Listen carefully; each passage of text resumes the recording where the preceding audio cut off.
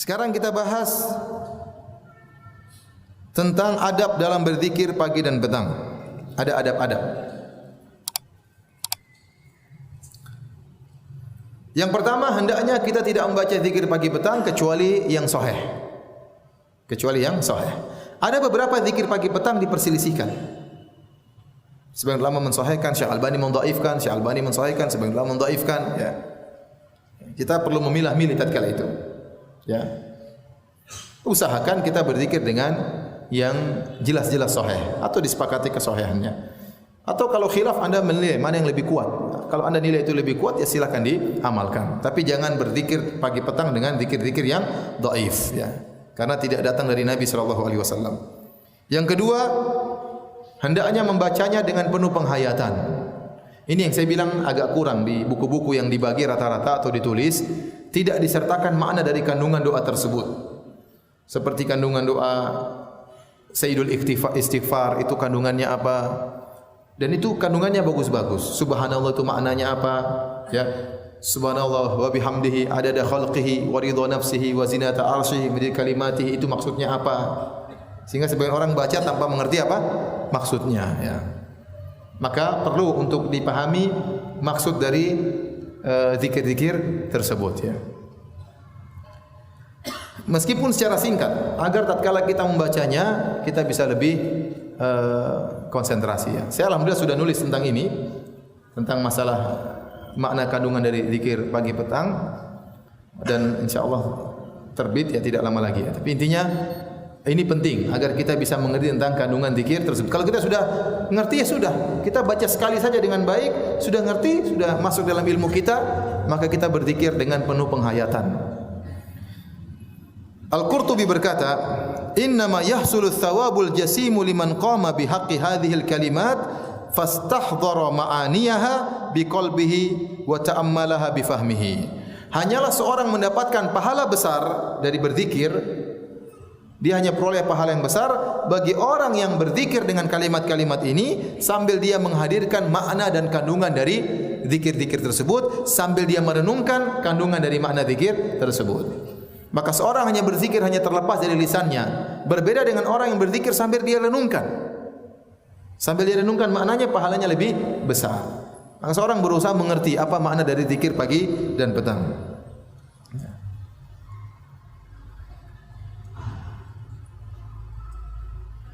Baik, oleh karenanya ada perkataan indah dari Syekh Muhammad Mukhtar Asy-Shinqiti rahimahullah. Ya, beliau berkata, "Madumta taqra'ul adhkar fa abshir bikulli khair." Selama engkau kebiasaanmu adalah membaca zikir-zikir, di antaranya zikir pagi petang, maka bergembiralah.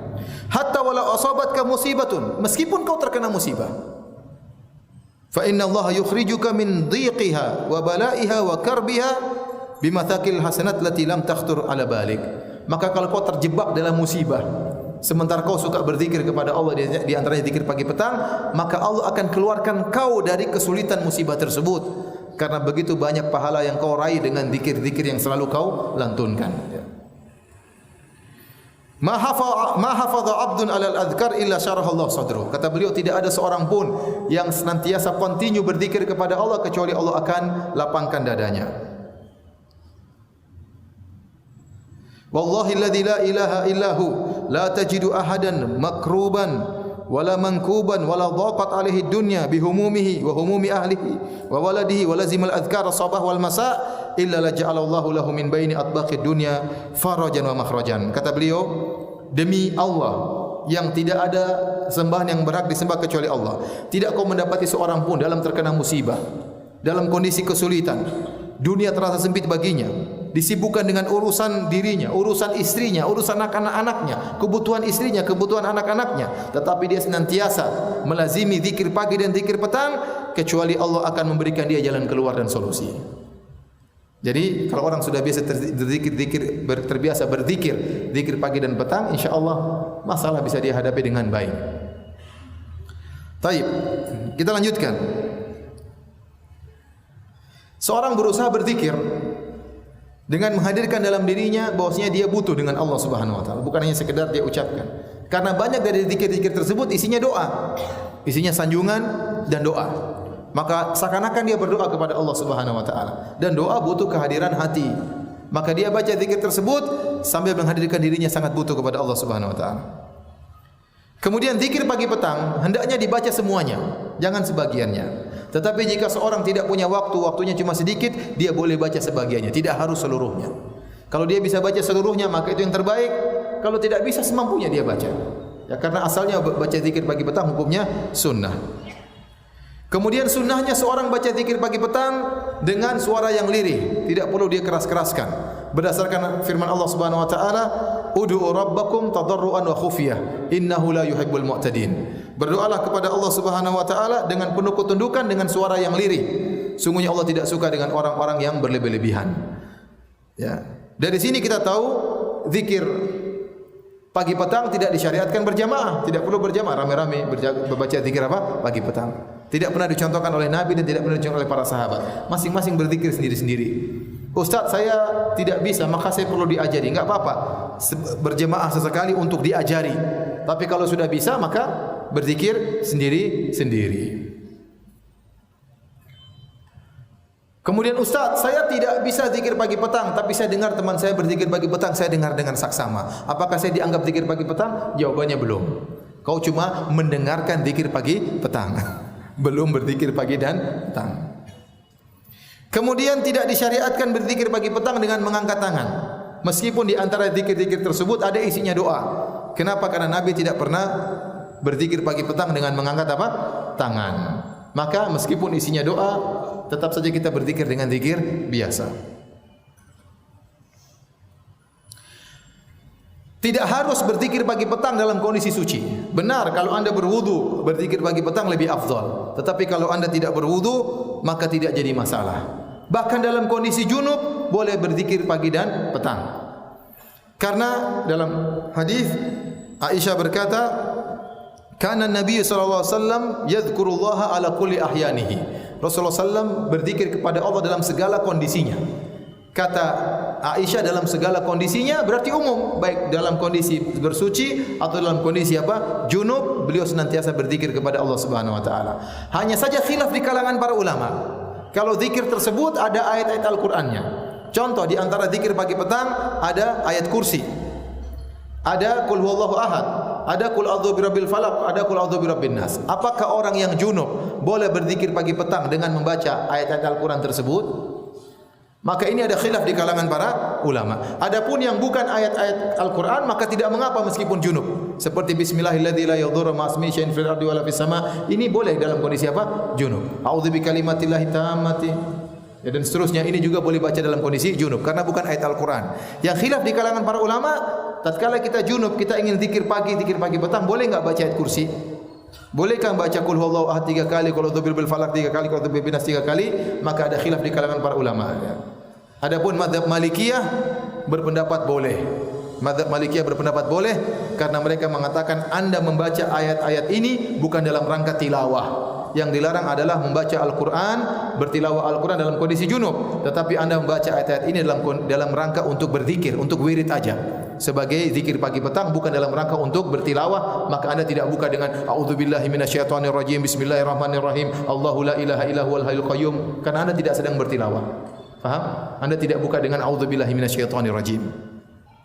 Ini pendapat Malikiyah. Pendapat sebagian ulama mengatakan tidak boleh. Selama itu ayat Al-Qur'an, maka tidak boleh.